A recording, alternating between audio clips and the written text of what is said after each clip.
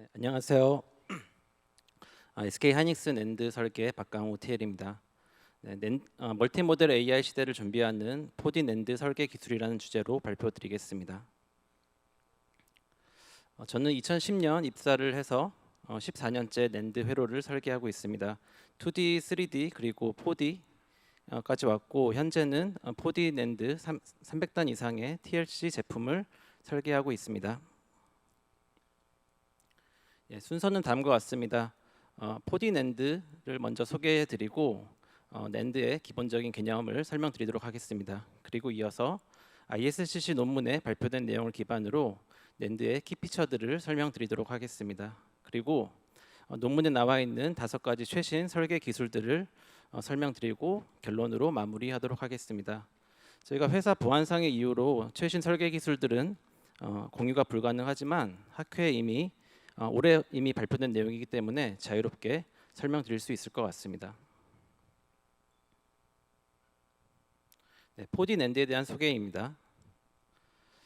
먼저 낸드 셀은 엔모스 트랜지스터와 유사하고 또 많이 비교가 됩니다. 게이트의 왼쪽을 보시면 게이트의 특정 이상 볼티지를 인가를 하면 커런트가 흐르기 시작합니다. 그때 전압을 제가 문턱 전압이라고 부릅니다. 오른쪽을 보시면 낸드 셀은 게이트 아래에 플로팅 게이트라는 도체가 추가되어 있습니다. 이 플로팅 게이트에 인위적으로 전자를 넣으면 트랜지스터의 문턱 전압이 높아지고 전자를 인위적으로 제거하면 문턱 전압이 낮아지는 성질을 갖게 됩니다. 이렇게 변경된 문턱 전압은 곧 정보로서 작용을 합니다. 그리고 이 플로팅 게이트에 저장된 전자는 낸드 칩의 전원이 끊어지더라도 유지되는 특성을 가지고 있습니다. 따라서 낸드는 비휘발성 메모리로 분류가 됩니다. 낸드는 셀 어레이 구조를 가지고 있습니다. 위에서 아래로 보이시는 게 이제 스트링이라는 구조인데 낸드는 이와 같이 시리즈로 연결을 해서 면적을 최소화하고 있습니다. 이것 때문에 가격 경쟁력이 우수한 장점이 있지만 단점으로는 언셀 워드라인에도 바이오스를 인가해야 되고 또한 데이터를 읽고 쓰는데 시간이 오래 걸리는 단점이 있습니다. 그렇기 때문에 여러 개의 셀을 모아서 동시에 동작시키는 것이 효과적이기 때문에 하나의 워드라인에 연결된 낸드 셀을 페이지라는 단위로 해서 묶어서 한 번에 리드하고 또 프로그램을 진행을 합니다.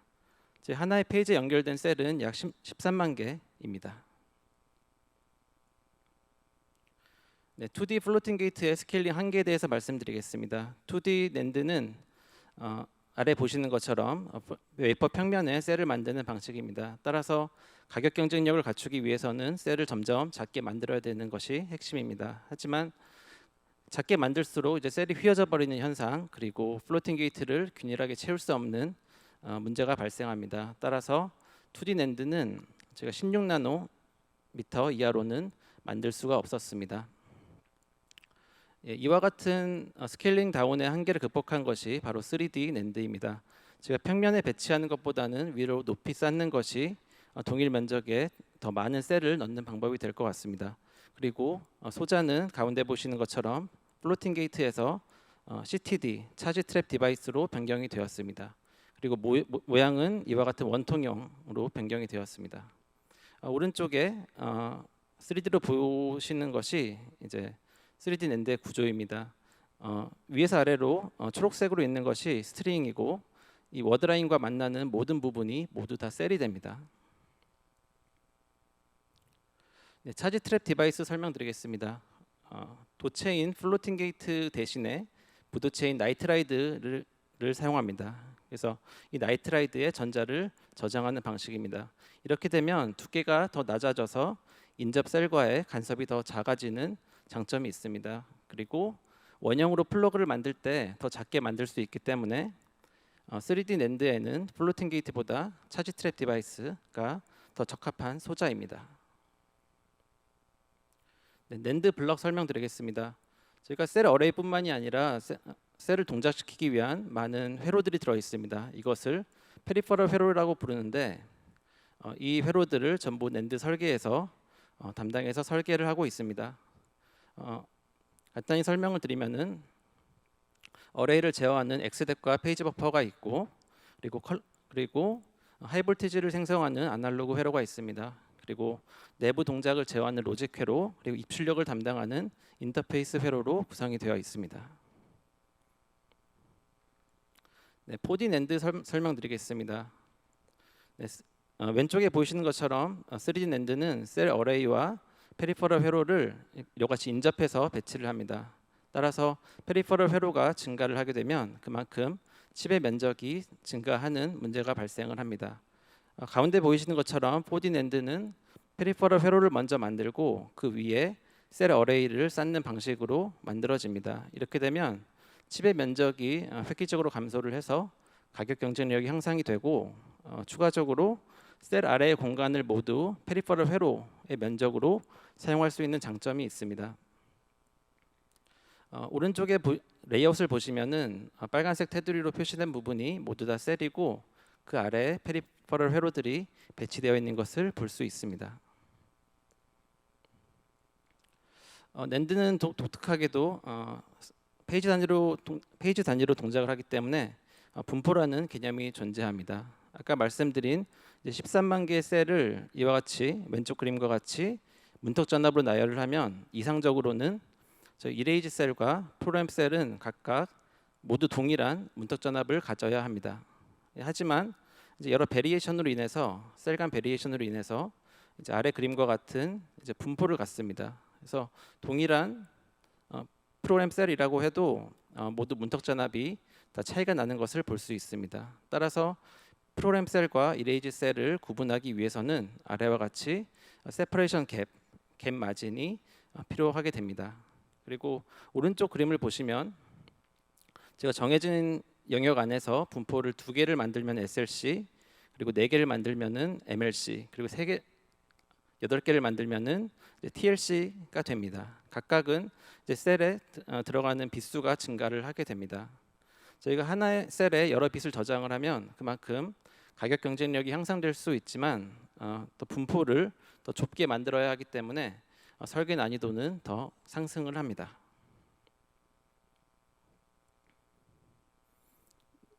네, 동작에 대한 원리는 넘어가도록 하겠습니다. 네, 그러면 ISCC 논문에 발표된 키피처를 설명드리겠습니다. 네, 논문의 제목입니다. 네, 오른쪽 피처 서머리를 보시면은 작년 경쟁사 제품과 이번 저희가 한 게 비교가 되어 있습니다. 위에서부터 보시면은 동일하게 TLC 제품이고 1테라빗 용량을 가지고 있습니다. 동일하게 4개의 플레인으로 나누어서 동작을 할 수 있습니다. 저희가 경쟁사 대비 프로그램 스피드는 더 증가를 하였고 리드 시간은 더 짧아졌습니다. 그만큼 성능이 향상된 것을 볼 수가 있습니다. 제가 맨 아래에 있는 빗 덴시티가 굉장히 중요한 지표인데 한 단위 면적 안에 몇 개의 셀이 들어갈 수 있는지를 의미합니다. 제가 층을 더 높이 쌓고 셀 간의 간격을 더 줄일수록 이 빗 덴시티는 더 증가하게 됩니다. 이게 물론 작년 경쟁사 제품이긴 하지만 제가 빗 덴시티가 크게 증가한 것을 볼 수가 있습니다. 네, 5가지 최신 설계 기술 소개해드리겠습니다. 네, 첫 번째 기술입니다.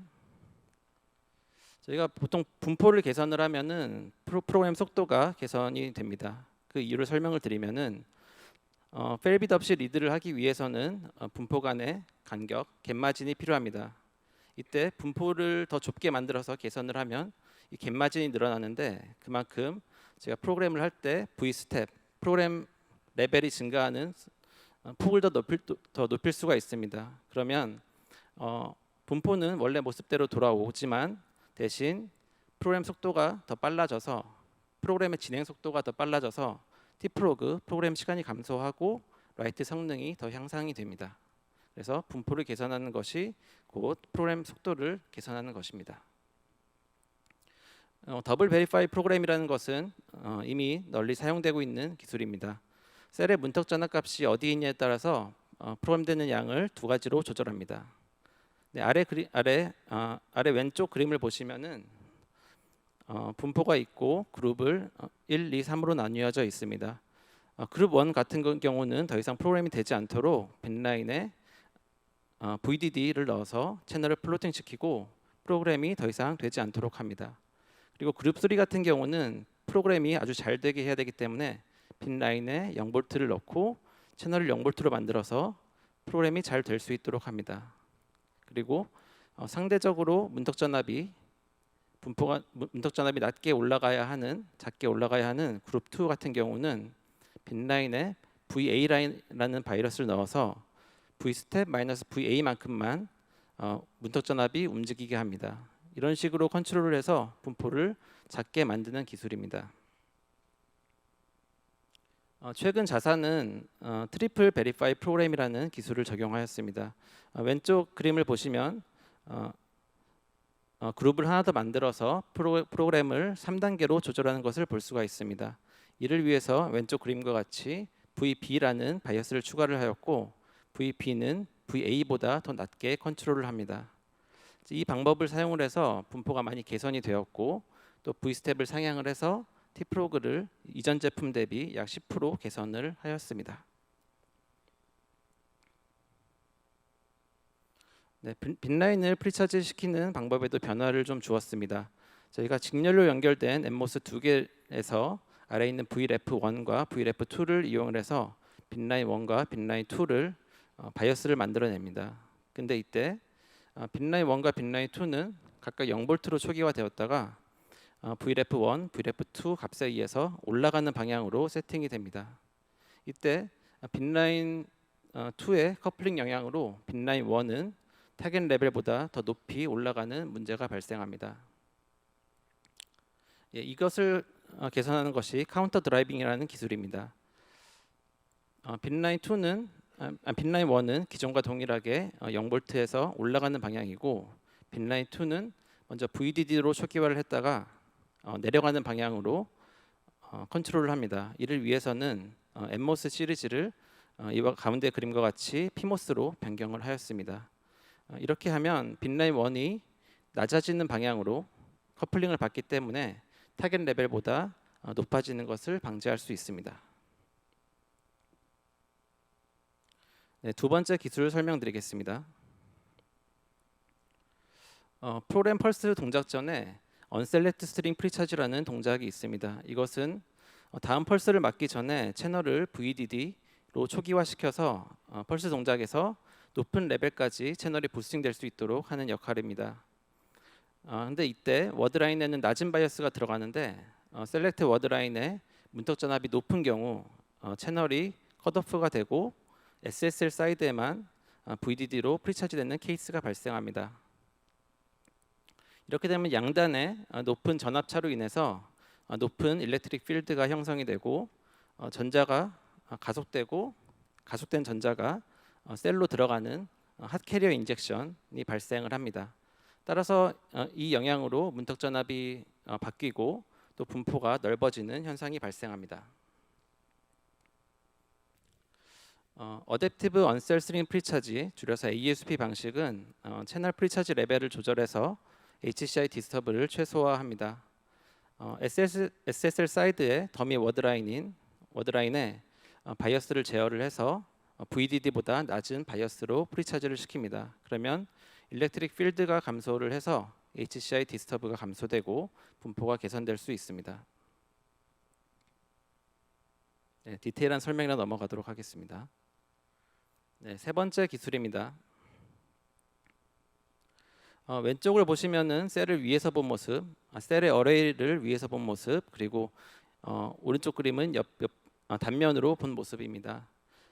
하나의 블럭에 여러 DSL이 존재를 하고 제가 DSL 컷이라는 공정으로 물리적으로 분리를 하고 있습니다.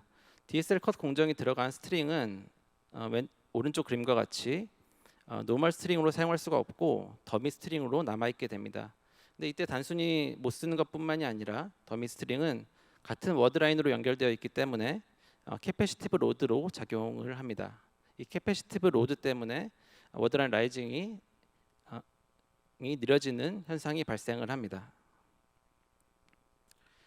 프로그램드 더미 스트링 방식은 이와 같은 문제를 해결하는 스킴입니다. 왼쪽 그림을 보시면 더미 스트링은 원래 제어를 하지 않아서 초기 상태, 즉 문턱 전압 약 1V를 유지하고 있습니다. 이때 워드라인이 라이징을 하면 더미 워드라인은 온이 되고 채널은 0V로 프리차지가 됩니다. 그렇게 되면 캐패시티브 로드로 작용을 해서 워드라인 라이징이 느려지게 됩니다. 반면 오른쪽 그림을 보시면 더미 워드라인을 V패스 이상으로 프로그램을 하였습니다. 그러면 워드라인에 V패스가 들어와도 채널은 오프되기 때문에 채널이 플로팅되고 더 이상 캐패시티브 로드로 작용하지 않게 됩니다. 이와 같은 방법으로 워드라인 라이징 그리고 폴링 타임을 더 감소할 수 있었습니다. 네 번째 기술입니다. 저희가 하나의 스트링에 존재하는 각 셀들은 워드라인 층별로 다른 특성을 가지고 있습니다. 따라서 워드라인 라이징을 할 때 워드라인 그룹별로 서로 다른 V패스 레벨을 세팅하게 되어 있습니다. 기존의 방식은 이 워드라인 라이징을 할 때 가운데 그림처럼 하나의 소스를 선택해서 해당 그룹에 연결하게끔 되어 있습니다. 그러면 오른쪽 그림과 같이 처음부터 V패스로 올라가는 것을 볼 수 있습니다. 저희가 적용한 올패스 라이징은 타임을 A와 타임 B로 나누어서 제어를 합니다. 타임 A에서는 모든 V패스 소스를 하나로 연결해서 워드라인 라이징을 빠르게 합니다. 그리고 타임 B는 기존과 동일하게 V패스 소스를 선택해서 연결을 합니다. 이렇게 되면 타임 A 구간에서 감소되는 워드라인 라이징 시간이 감소되고 이것은 전체 리드 시간의 약 2% 정도에 해당합니다. 네, 마지막 아이템입니다.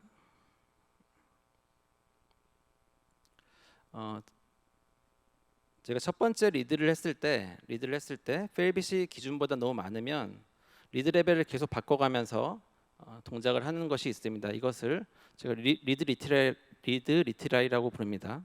그리고 또 한 가지 동작은 낸드는 또 플레인별로 독립적으로 리드를 할 수가 있습니다. 그래서 플레인 1과 플레인 2 그리고 플레인 3, 플레인 4는 이제 서로 다른 리드 동작을 할 수가 있습니다. 근데 이렇게 두 가지 기능을 동시에 사용을 할 때 기존에는 모든 플레이는 동작이 끝나야만 리드 레벨을 바꿀 수가 있었습니다. 예를 들면 플레인 0의 동작이 끝나고 이제 리드 레벨을 변경하고 싶은데 그때 플레인 1의 동작이 끝나 있지 않으면 플레인 1의 동작이 끝날 때까지 기다려야 했습니다. 그래서 이 빨간 테두리에 있는 시간처럼 동작상의 제약으로 기다리는 시간이 발생하였습니다. 네, 플레인 레벨 리트라이를 적용을 하면 다른 동작과 무관하게 리드 레벨을 변경할 수 있습니다. 플레인 제로 리드 종료 후에 리드 레벨을 변경을 해야 될 때 플레인 1이 여전히 동작 중임에도 변경을 할 수가 있습니다. 따라서 이것은 리드 리트라이가 빈번하게 발생하는 엔드 오브 라이프 시점이 되면 이 불필요한 웨이트 타임을 제거를 해서 리드 성능을 향상시킬 수 있습니다. 네, 결론 말씀드리겠습니다. 저희가 AI 기술이 텍스트, 이미지, 음성 등 이제 동시에 처리해야 되는 멀티 모델로 진화를 하고 있습니다. 따라서 이제 메모리의 수요는 폭발적으로 증가할 것으로 예상이 되고 저희가 그래서 더더욱 가격과 성능이 중요한 지표가 될 것 같습니다. 그래서 낸드 설계는 말씀드린 4D 낸드 기술로 가격 경쟁력을 향상을 시키고 최신 설계 기술을 적용해서 TRT 프로그 성능을 향상시키고 또 하이스피드 그리고 낸드 컨트롤에 특화된 기능들을 제공을 해서 경쟁사 중에 세계 최고 수준의 기술 경쟁력을 갖추기 위해서 노력을 하고 있습니다. 네, 발표는 이상으로 마치겠습니다. 감사합니다.